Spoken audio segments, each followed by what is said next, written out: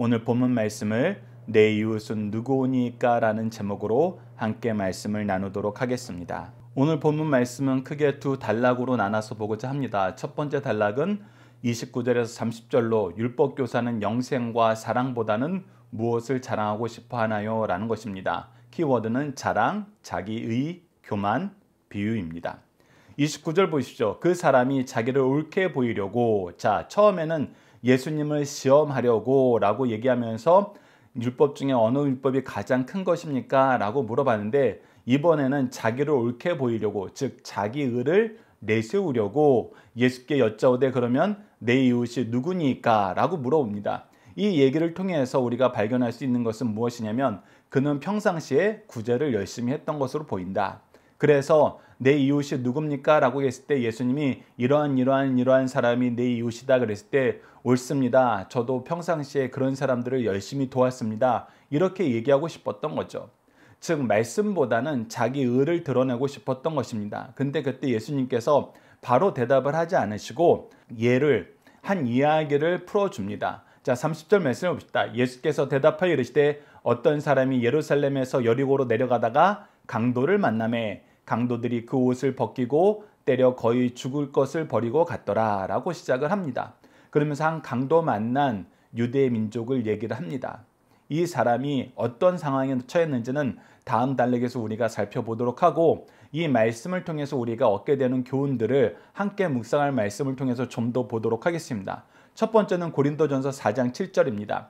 누가 너를 남달리 구분하느냐? 내게 있는 것 중에 받지 아니한 것이 무엇이냐? 내가 받은즉 어찌하여 받지 아니한 것 같이 자랑하느냐? 이 말씀을 통해서 우리는 자랑이 어떻게 시작되는지를 보게 됩니다. 자랑이란 건 무엇입니까? 내가 더 많이 가졌을 때 자랑을 합니다. 다른 사람이 없는 것을 자랑하게 돼요. 근데 오늘 본문 말씀에서는 우리에게 굉장히 주의 주는 것이 있는데, 그것이 무엇이냐면 네가 그 자랑하는 것을 네가 스스로 만들었냐는 거예요. 네가 스스로 쟁취했냐는 거예요. 너는 그것을 받았을 뿐이라는 거예요. 그래서 내게 있는 것 중에 받지 아니한 것이 무엇이냐라고 반문해요. 도대체 네가 가진 것 중에 네가 처음부터 끝까지 다 온전히 만들어서 소유한 것이 무엇이냐. 사실 이렇게 얘기하면 여러분들, 우리 사이에서는 이 말씀에 당당하게 대답할 만한 인생은 아무도 없습니다. 왜? 우리는 하나님이 주신 것으로 인하여 살고 있거든요. 물도, 공기도, 식물도, 우리의 모든 먹거리도, 우리가 딛고 사는 이 토지도, 대기도, 모든 것을 하나님이 주신 거예요. 하나님이 주시지 않은 것이 없어요. 주신 것을 가지고 우리가 약간의 머리를 써서 우리에게 필요한 것으로 가공해서 쓰는 것이죠. 즉 우리가 하나님께 받지 못했더라면은 우리 생활에 맞춤형으로 가공해서 만드는 것 또한 불가능했어요. 그렇기 때문에 우리의 모든 것은 근본은 하나님이시고 근본은 하나님의 공급하심에 있는 것입니다. 그래서 우리는 그거를 가지고 자랑할 수 있는 존재가 아니에요. 더군다나 우리가 그리스도인이 된 거, 예수 그리스도의 복음을 얻게 된 거, 이것은 우리에게 부모가 있었기 때문에 우리가 이 생명을 얻은 것이지, 우리가 스스로 우리 몸을 태어나게 한 거 아니에요. 우리에게 이 새 생명이 스스로 싹트게 한 게 아니란 것입니다. 예수 그리스도를 통해서 구원을 성취하시고 하나님께서 우리에게 영적 스승들을 허락하셔서 영적 부모를 통해서 이 믿음의 씨앗이 자라게 하셨어요. 하나님께서 뿌리시고 믿음의 스승들을 통해서 이걸 자라게 하셨습니다. 거기서 우리가 열매를 맺은 거예요. 그러니까 열매 맺기까지 우리가 우리 스스로 한 게 없어요. 다 하나님의 은혜이고 하나님의 종들의 통로를 통해서 하나님이 우리에게 복을 주신 거예요. 그런데 왜 이것을 우리가 스스로 만들어낸 것처럼, 우리가 쟁취한 것처럼 자랑하느냐? 이 부분을 우리에게 강하게 얘기해 줍니다. 그래서 우리가 계속 주의 깊게 살펴봐야 되는 것은 무엇이냐면, 우리가 무슨 은혜를 받았다. 여러분들, 이것은 정말 어리석은 논쟁이에요. 어리석은 말입니다. 하나님은 우리 모든 사람들에게 은혜를 베푸시길 아까워하지 않는 분이에요. 그래서 하나님은 네가 무슨 은혜를 받았다라는 것을 얘기하지 말라 그러고, 무엇을 얘기하고 무엇을 실천하라 그러냐면 네가 그 은혜를 어떻게 사용했느냐를 얘기하라 그래요. 이것이 정확하게 달란트 비유하고 일치되는 것입니다. 달란트는 하나님이 주셨어요. 이 달란트를 어떻게 썼느냐, 이 달란트로 무엇을 했느냐가 중요해요. 그것으로 충성되고 착한 종이라는 평가를 받느냐, 악하고 게으른 종이라는 평가를 받느냐가 달라져요. 달란트를 얻은 것으로 결정되는 것이 아니에요. 달란트를 어떻게 썼느냐로 결정된다는 거 여러분들 잘 기억해 주시기 바랍니다. 그래서 사도행전 3장 12절에서도 우리가 자주 인용하는 말씀이죠. 솔로몬 행각에서 걷지 못하는 사람들이 일으켰을 때 베드로가 사람들에게 굉장히 주의를 줍니다. 3장 12절 보시다. 베드로가 이것을 보고 백성에게 말하되 이스라엘 사람들아 이 일을 왜 놀랍게 여기느냐, 우리 개인의 권능과 경건으로 이 사람을 걷게 한 것처럼 왜 우리를 주목하느냐. 얘들아, 이 사람들아, 정신 차려라. 이거 우리가 잘나서 한 거 아니다. 이거 우리의 개인의 권능과 경건이 아니다. 이거는 예수 그리스도로 말미암아 우리에게 주시는 하나님의 은혜이고 구약에 미리 예언하신 말씀의 성취다. 그러니 너희들이 이거 신비하지 말고 이 은혜가 너희들에게 예수 그리스도를 통해서 왔음을 주목하고 너희들도 이 은혜를 누려라. 누려라예요. 누려라. 우리가 이 은혜를 소유한 사람으로서 너희들을 위해 군림하려는 것이 아니라 이 은혜의 증인이 되어서 너희들도 이 은혜 안에서 풍성한 삶을 살길 하나님께서 바라신다. 예수 그리스도의 은혜 안에 거하라. 여러분, 이것은 우리가 교회 안에서, 가정 안에서 리더들이 반드시 취해야 될 태도입니다. 가장 조심해야 될 부분이에요. 하나님이 나에게 은혜를 주면 내가 권력자가 되면 안 됩니다. 내가 재판관이 되면 안 돼요. 오늘 본문 말씀에서도 제목에 굉장히 중요한 힌트가 있습니다. 여러분들, 이 율법교사가 뭐라고 물어봐요? 내 이웃은 누구입니까? 이 말 안에 어떤 의미가 내포되어 있냐면 내 이웃으로 내가 거둬야 될 사람들을 내가 평가하고 걸러내야 되는데 어떤 기준으로 할까요? 즉, 내가 가진 것을 내가 줄 때 내가 재판관이 되고 내가 권력자가 되겠다는 거예요. 줄 만한 사람한테 주겠다는 거예요. 그런데 오늘 본문 말씀에 예수님의 예를 들어보면은 나는 권력자가 돼서는 안 돼요. 권력자가 된 사람들은 외면하고 갔어요.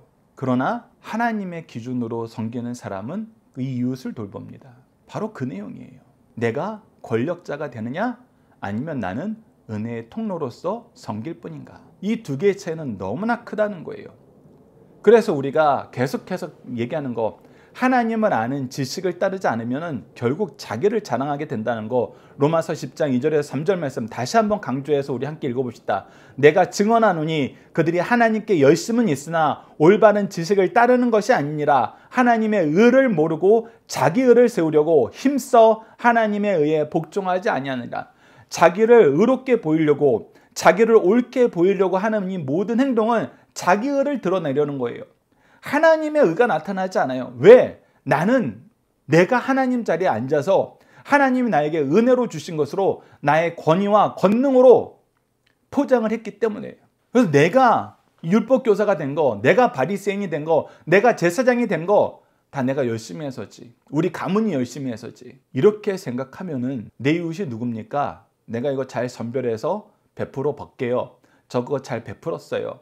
이렇게 하면서 자기 의를 드러내려고 한다는 것입니다. 여러분, 정말 주의해야 됩니다.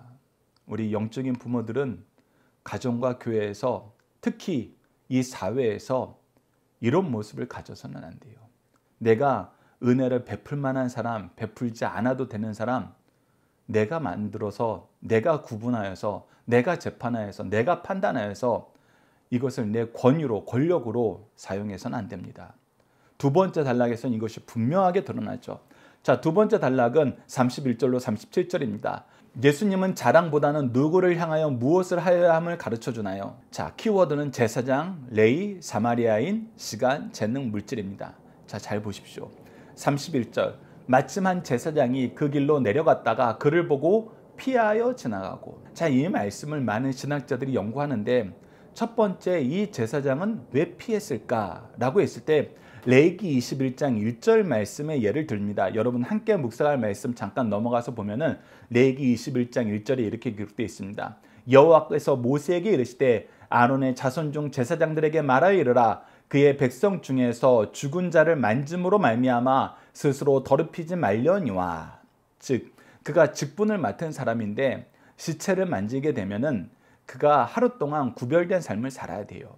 그런데 그러다가 직분을 감당 못하게 될 때가 있기 때문에 만지지 말라는 거예요. 그래서 이 제사장이 이 사람을 만지지 않은 것은 바로 이 말씀에 근거하여서 하지 않은 것이 아닐까라고 생각을 했는데, 이 말씀에 그렇지 않다는 내용이 다 기록되어 있어요. 첫 번째는 무엇에서 기록되어 있냐면, 이 사람은 거의 죽은 것 같이 되었지 죽은 사람이 아니에요. 레위기 말씀에서는 죽은 사람을 만지는 거, 죽은 사람은 다른 사람들이 장사 지낼 수 있어요. 근데 레위인이 그 직분을 앞에 두고 죽은 사람을 만진 것 때문에 직분을 감당하지 못하는 것을 막은 것이지, 거의 죽게 된 사람, 죽기 직전에 있는 사람은 구원해야 되는 거예요. 근데 레위인이 스스로 무슨 판단을 한 거예요? 내가 만지다가 이 사람 죽으면 어떻게 하지? 이렇게 판단할 수 있었다는 거예요. 그래서 내가 내 직분 감당 못하면 어떻게 하지? 이렇게 판단할 수 있었다는 거예요. 요 정도면 우리도 이해의 범위 내에요. 혹시 내가 이 사람 돕다가 이 사람 갑자기 죽어버리면은 내가 예배 드렸는데 봉사해야 되는데 못하는 거 아닌가? 근데 말씀을 자세히 보면 그것도 아니에요. 그것도 아니에요. 왜? 마침한 제사장이 그 길로 내려간다는 건 어디에서 어디로 가는 거예요? 앞서 이 사람이 가는 것처럼 예루살렘에서 있다가 여리고로 내려가는 거예요. 여러분은 그가 직분을 맡았으면 반대길로 갔겠죠. 여리고에서 예루살렘으로 올라가서 예루살렘 성전에서 그 직분을 감당해야 됐겠죠. 즉 이 말씀 안에는 무엇이 포함되어 있냐면, 그가 직분을 지금 하나님 앞에 거룩한 직분을 앞에 둔 사람이 아니란 거예요. 그 직분을 마치고 집으로 돌아가고 혹은 다른 업무로 내려가는 길이라는 거예요. 그래서 이 레위기 21장 1절 말씀이 이 사람한테 전혀 포함되지 않아요. 그럼에도 불구하고 나는 만지면 안 돼. 나는 만지면 안 돼. 특권의식으로 이렇게 했다는 것입니다. 나는 사람 구하는 일보다 하나님 일에 더 충성해야 되는 사람이야. 여러분, 이건 마치 무엇 같습니까? 고르반하고 똑같아요. 고르반. 내 부모를 공경하라는 하나님의 법이 있는데, 우리가 고르반하면 하나님께 드려진 바 돼서 부모 섬기는 데에서 예외된다. 이거 우리가 신앙적으로 보면 맞는 것 같아요. 하나님이 중요해, 부모님이 중요해. 하나님이 더 중요하죠. 당연히 하나님이 중요하죠. 그래서 내가 고르반 외치고 이제 부모보다는 하나님 섬기는 일에 충성하겠다는 거예요. 그런데 너희들이 하는 짓거리가 지금 뭐냐? 예수님이 뭐라 그러는 거예요? 너희들이 사람의 법으로 하나님의 법을 폐했도다. 하나님이 중요하면 하나님 법을 따라야죠. 하나님 법은 내 부모를 공경하라예요. 근데 너희들이 하나님 핑계대고 하나님의 법을 폐한 거예요. 이거 얼마나 악한 거냐는 거예요. 얼마나 악한 거냐는 거예요. 아니, 하나님의 법을 어기기 위해서, 하나님께 범죄하기 위해서 하나님 핑계를 대요? 어디 이런. 근데 이 제사장이 마찬가지란 겁니다. 마찬가지. 나 하나님께 받는 직분이 있어. 그래서 나 안 만질래. 여러분, 이것은 하나님이 주신 은혜의 직분을 자기 마음대로 사유하고 권력화한 거예요. 내가 모든 것을 판단할 수 있는 사람이니까 내가 좋은 대로 판단하는 거예요. 여러분, 이 세상을 보십시오. 정말 악한 권력자들은 어떻게 삽니까? 법에 순종하는 것이 아니라 법을 가지고 놀아요. 나는 법 위에 있다라고 생각해요. 바로 당시 이 사회 지도자들이 하나님의 법을, 하나님의 말씀을 맡은 자라는 사람들이 하나님의 말씀에 순종하기보다는 하나님 말씀을 가지고 놀면서 하나님 말씀 위에 있으려고 그래요. 이 부분에 대해서 목회자들 사이에서도 굉장히 주의하자고, 항상 깨어있자라고 다짐하는 내용이 있습니다. 그것이 무엇인지 알아요? 예배에 대한 거예요. 박여일 목사님도 항상 이 부분을 강조하셨어요. 예배는 당회에서 담임 목사와 당회가 결정하는 그 내용에 의해서 결정될 수 있다. 그래서 예배의 항목이나 순서, 시간 등을 당회장이 결정하는 게 맞아요. 질서적으로 맞아요. 근데 내가 그것을 결정했다고 해서 내가 그의 주권자가 되는 거 아니에요. 예배에 내가 권력자가 되는 거 아니라고요. 예배가 내 것이 아니란 거예요. 예배는 하나님의 것이에요. 하나님께 드려지는 거예요. 근데 다 자기 마음대로 바꿔요. 자기 좋을 대로 입맛에 맞게 다 조리해 버려요. 그래서 어쩔 때는 자기 마음에 안 든다고 없애고, 어쩔 때는 멈춰버리고, 어쩔 때는 시작하고, 순서 바꾸고, 기도자 바꾸고. 여러분, 이거는 정말 위험한 것입니다. 지금 이 제사장이 그와 같은 삶을 살고 있다는 거예요. 32절 보시죠. 또 이와 같이 한 레위인도 그곳에 이르러 그를 보고 피하여 지나가되. 골치 아픈 거예요. 골치 아픈 거예요. 이 사람을 돌보다가는 어떤 일을 감당해야 될지 내가 도무지 그 범위가, 한계가 보이지가 않는 거예요. 살리는 것도 힘들고 죽은 자를 장례하는 것도 힘들어요. 굳이 내가 이 일을 해야 될까? 이런 생각을 하는 것이죠. 그러면서 동시에 제사장, 레위인 다 뭐예요? 다 직분 맡은 사람이에요. 핑계댈 게 있어요. 그 핑계가 뭐예요? 하나님의 일이 핑계예요. 그래서 목회자들이 교회에서 열심히 봉사하시는 분들이 주의해야 된다는 거예요. 생명 살리는 거, 하나님을 사랑하고 내 이웃을 내 몸과 같이 사랑하라 하신 이 말씀이 가장 중요한 말씀이라고 얘기했는데 내 모든 핑계가, 내가 그러지 않아도 되는 모든 핑계가 다 교회예요. 여러분, 이 경중을 우리가 잘 기억해야 됩니다. 예수님이 이 땅에 왜 오셨는지, 안식일에 무엇을 행하셨는지 보시면서 내가 생명 살리는 것보다 더 중요하게 여기는 게 무엇인가 다시 한번 생각을 해봐야 됩니다. 예배 안에서도 이 부분에 대해서 우리가 끊임없이 되묻고 균형을 잡고 질서를 잡으려고 노력하지 않으면 우리는 그냥 자질구레한 행사에 매몰되게 돼요. 내 직분이 내가 하나님의 법을 행하지 않아도, 하나님이 우리에게 주신 가장 큰 질서를 행하지 않아도 괜찮아 하는 핑계가 돼버릴 때가 많다는 것입니다. 이것은 정말 위험합니다. 정말 위험해요. 그런데 33절을 보시죠. 어떤 사마리아 사람은 여행 중 거기에 이르러 그를 보고 불쌍히 여겨. 자, 도리어 원수처럼 지내는 사마리아인이 거의 죽은 것 같은 그 유대인을 불쌍히 여깁니다. 그래서 어떻게 해요? 가까이 가서 기름과 포도주를 그 상처에 붓고 싸매고 자기 짐승에 태워 주막으로 데리고 가서 돌보아 주니라. 자, 그가 가지고 있는 재능들, 그가 치료의 재능이 있는 것 같아요. 여행을 많이 다녀서 이런 여러 가지 어려움에 대처할 수 있는 재능이 있는 것 같습니다. 그리고 자기가 가지고 있는 기름과 포도주를 써서 자기 나귀에 태워서 그를 돌보아 주기 시작해요. 그가 재능과 물질을 사용하는 거예요. 그러면서 35절 보시죠. 그 이튿날 그가 주막 주인에게 되내려온 둘을 내어주며 이르되 이 사람을 돌보아 주라. 비용이 더 들면 내가 돌아올 때에 갚으리라 하였으니, 이것은 그 사람을 위해서 물질을 쓰고 다시 돌아와서 이 사람 상태를 보고 내가 끝까지 책임지길 원한다, 그러면서 시간을 드리겠다는 거예요. 이 사람을 위해서 내가 수고하겠다는 거예요. 그래서 우리가 봉헌 기도를 할 때 우리에게 주신 시간과 재능과 물질 모두 하나님의 것으로 알고 하나님의 영광을 위해서 사용할 수 있도록 인도하여 주시옵소서, 사용하도록 도와주시옵소서, 사용하겠습니다, 이렇게 결단하는 것은 무엇이냐면 바로 하나님이 나에게 주신 모든 것이 바로 이 은혜의 통로, 축복의 통로, 생명 살리는 일에 쓰임받게 하기 위해서 주신 것으로 알고 내가 이것을 아끼지 않는 거예요. 내가 재판관이 되는 것이 아니라 은혜의 빚진 자로서 내 도움이 필요한 사람들은 내가 가서 돕는 거예요. 그것을 누구의 명령으로 하는 거예요? 하나님의 명령으로 하는 거예요. 내가 재판관이 되는 것이 아니라 내 눈앞에 있는 연약한 사람이 하나님의 명령인 걸로 내가 받아들이는 것입니다.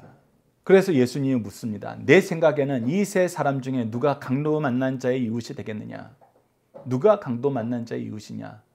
누가 내 이웃입니까? 라는 것이 아니라 이웃이 되어야 된다는 거예요. 이웃을 내가 판단하는 것이 아니라 이웃이 되도록 너는 섬겨야 된다는 겁니다. 그래서 어떤 사람이더라? 이 사람이 스스로 대답합니다. 이르되 자비를 베푼 자니이다. 그렇다.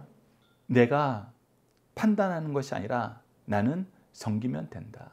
자비를 베풀면 된다. 주의 자비가 나를 통해서 나타나면 된다라는 거예요. 예수께서 이르시되 가서 너도 이와 같이 하라. 판단은, 부르심은 하나님이 주신다는 거예요. 내 눈앞에 연약한 사람이 있으면 돌보라는 거예요. 여러분, 우리 영적 리더가, 영적 부모가, 교회 공동체가 이 기준에서 벗어나면 교회는 정말 타락한 집단이 돼버립니다. 내가 존중해야 될 사람, 섬겨야 될 사람이 세상에서 힘 있고 세상에서 명망 있고 나에게 유익이 될 만한 사람들을 섬긴다면 여러분들, 교회는 더 이상 교회가 될 수가 없어요. 그것은 하나님 위에 내가 있겠다는 거예요. 하나님께서 나에게 공급하여 주심을 인정하지 않는 사람들이 어떻게든 공급받으려고 헐떡이면서 하는 것이 바로 세상과 같이 있는 사람들한테 빌붙는 거예요. 있는 사람들이라고 해서 우리의 도움이 필요 없다는 건 아닙니다. 분명히 도움이 필요하죠. 왜? 영적으로 하나님의 말씀 안에서는 그들도 공급을 받아야 돼요. 그들도 우리가 기도의 옷을 입혀주고 말씀의 양식을 먹이고 평안히 머물 수 있는 교회를 제공해 줘야 돼요. 하지만 내가 누구를 섬기고 섬기지 않고를 내 이익의 유무에 따라서 결정한다면 우리는 하나님 앞에서 정말 고개를 들 수 없는 범죄를 저지르는 사람들이 된다는 것입니다. 연약한 사람들을 돌보라. 하나님의 음성으로 알고 돌보라. 선한 사마리아인의 비유는 바로 이 내용을 우리에게 가르쳐주고 있습니다. 우리 함께 묵상할 말씀 보도록 하겠습니다. 레위기 21장 1절 말씀 우리가 앞서 살펴봤기 때문에 넘어가고 요한일서 3장 18절 봅시다. 자녀들아 우리가 말과 혀로만 사랑하지 말고 어떻게 사랑하자? 행함과 진실함으로 하자. 말로는 누가 못해요. 혀로는 누가 못해요. 그런데 행함을 위해서는, 진실함을 위해서는 수고와 섬김과 헌신과 오래 참음이 필요해요. 사랑은 여러분들 만만히 보시지 마십시오. 우리 힘으로는 안 돼요. 우리 힘으로 되는 것 같았으면 우리가 이 세상 벌써 바꿨어요. 오직 예수 그리스도를 힘입어 성령의 은혜로 하나님의 이끄심으로 되는 것이 바로 이 사랑이에요. 그래서 사랑하는 사람은 교만할 수 없습니다. 사랑할 수 있는 사람은 자랑할 수 없어요. 왜? 하나님이 주신 것으로 하는 거기 때문에. 나는 따른 거기 때문에. 순종할 뿐이었기 때문에. 데살로니가전서 5장 14절에서 15절도 봅시다. 또 형제들아 너희를 권면하노니 게으른 자들을 권계하며 마음이 약한 자들을 격려하고 힘이 없는 자들을 붙들어주며 모든 사람에게 오래 참으라. 자, 게으른 사람, 마음이 약한 사람, 힘이 없는 사람, 더 모든 사람까지 포함해서 그들을 섬겨라. 그들이 연약할 때 이 모든 사람을 연약한 범주에 두라는 거예요. 내가 섬겨야 될 사람의 범주에 두고 하나님의 부르심에 즉각 순종하라는 겁니다. 삼가 누가 누구에게든지 악으로 악을 갚지 말게 하고 서로 대하든지 모든 사람에 대하여 항상 선을 따르라. 그래서 내가 악을 생성하는 것이 아니라 사람들을 만나서 욕심과 자기 의를 위해서 서로의 영광을 추구하면서 하나님의 영광을 거부하는 그런 악을 만드는 것이 아니라 오직 선을 이루어라. 하나님의 사랑을 이루어라. 그리고 나서 우리가 하나님이 주신 것을 잘 쓰는 방법으로 시간과 재능과 물질을 얘기를 합니다. 그런데 그 시간과 재능과 물질을 잘 쓰는 방법을 우리가 어떻게 훈련받을 수 있는가? 이 부분도 우리가 훈련이 없으면 절대로 안 돼요. 근데 하나님이 이것을 훈련시키는 훈련 기간을 우리에게 주셨어요. 그것이 어디인지 우리가 말씀을 통해서 확인해 봅시다. 출애굽기 20장 8절에서 10절입니다. 안식일을 기억하여 거룩하게 지켜라. 엿새 동안은 힘써 내 모든 일을 행할 것이나 일곱째 날은 내 하나님 여호와의 안식일인즉 너나 내 아들이나 내 딸이나 내 남종이나 내 여종이나 내 가축이나 내 문 안에 머무는 객이라도 아무 일도 하지 말라. 이것은 우리에게 안식일을 통해서 시간을 구분하는 방법을 가르쳐 준 것입니다. 우리가 하느님의 일을 하게 될 때는 시간을 구별할 줄 알아야 돼요. 안식일을 구별하였던 것처럼 우리가 선을 행할 때에는 구별하여서 그 일에 집중해야 됩니다. 그것을 우리가 예배를 통해서 배우는 거예요. 안식일을 통해서 배우는 것처럼 지금 현재는 주일을 통해서 예배 시간을 구별함으로 이것을 배우는 것입니다. 신명기 10장 8절을 보시죠. 그때 여호와께서 레위 지파를 구별하여 여호와의 언약궤를 매게 하여 여호와 앞에 서서 그를 섬기며 또 여호와의 이름으로 축복하게 하셨으니 그 일이 오늘까지 이르니라. 이것은 재능을 구별하여 사용하는 방법을 교회 안에서부터 확인시켜 주는 것입니다. 목회자들이 섬기고 축복하는 일에 구별되었던 것처럼 찬양단이 맑은 목소리로 하나님을 찬양하는 일에 구별되었던 것처럼 많은 봉사자들이 각자가 가지고 있는 재능이든지 시간이든지 물질을 써서 그들이 봉사하는 것을 배우는 것처럼 우리는 교회 안에서 서로가 서로를 섬기는 이 봉사를 통해서 섬김을 통해서 이 재능을 구별하여 쓰는 방법을 훈련받는 거예요. 그래서 여러분들 교회 안에서 자녀들에게 봉사를 가르치는 건 너무나 중요합니다. 우리가 이거 가르치지 않으면은 다 재능이 자기가 잘해서 얻은 것인 줄 알아요. 하나님의 영광을 위해서 어떻게 써야 되는지 몰라요. 앞서 본 제사장과 레위인처럼 변해버립니다. 그래서 여러분들 우리 자녀들이 힘이 필요한 사람에게 어려운 사람에게 즉각적으로 그들이 가지고 있는 재능을 강건함을 쓸 수 있도록 먼저 훈련시키고 교육시켜 주세요. 말라기 3장 8절을 보시죠. 사람이 어찌하여 하나님 것을 도둑하겠느냐. 그러나 너희는 나의 것을 도둑질하고도 말하기를 우리가 어떻게 주의 것을 도둑질하였나이까 하는도다. 이는 곧 11조와 봉헌물이라. 이것은 물질을 구분하여 쓰는 방법을 가르쳐줘요. 제가 이 부분을 이전에 교회에서 학생의 수련회를 가서 수련회에서 이루어지는 모든 행사에 대한 시상을 할 때 처음으로 학부모님들의 동의를 얻고 금액으로 했어요. 그러면서 그 아이들에게 금액을 차등적으로 지급하면서 아이들에게 가르친 것이 있습니다. 첫 번째는 너희들이 11조는 지켜야 된다. 11조 아이들이 받은 즉시에 떼서 헌금할 수 있도록 잔돈으로 다 미리 바꿔놨어요. 그리고 감사할 줄 알아야 된다. 되도록이면 감사헌금의 그 비율을 11조랑 똑같이 해라. 그리고 나서 세 가지 영역에서 너희들이 쓸 수 있어야 되고 그 영역을 너희들이 미리 작정하고 그 내용을 너희들이 미리 정해서 그 항목별로 얼마를 쓸지 정해서 미리 기도하면서 써라. 그게 무엇이냐면 첫 번째는 하나님께 물질이 주신 것은 내가 수고하여 주신 거기 때문에 나를 위해서도 쓸 수 있어야 된다. 그래서 나를 위해서 쓰는 것. 두 번째는 내가 사랑하는 사람을 위해서 쓸 수 있어야 된다. 그래서 사랑하는 사람을 위해서 쓰는 것. 세 번째는 연약한 사람을 위해서 쓸 수 있어야 된다. 그래서 11조와 감사헌금은 너희들이 비율을 딱 정해놓고 정확하게 하는 것이 중요하고 나를 위해서 쓰는 거, 사랑하는 사람을 위해서 쓰는 거, 연약한 사람을 위해서 쓰는 거는 시대에 따라서 형편에 따라서 그 퍼센티지는 항상 달라지지만 이 세 가지 항목은 너희들이 항상 지켜라. 교회에서 이 물질관을 가르치는 거예요. 그래서 이 물질관 안에서 훈련을 받는 것입니다. 이것도 훈련이 필요해요. 그래서 여러분들 우리가 섬기는 일을 한다는 거, 하나님이 주시는 시간과 재능과 물질로 하나님의 영광을 위해서 쓴다는 것은 그냥 되지 않아요. 여러분 훈련이 필요합니다. 시간을 구별하는 훈련, 재능을 구별하는 훈련, 물질을 구별하는 훈련이 모두 교회 안에서 먼저 훈련이 돼야 돼요.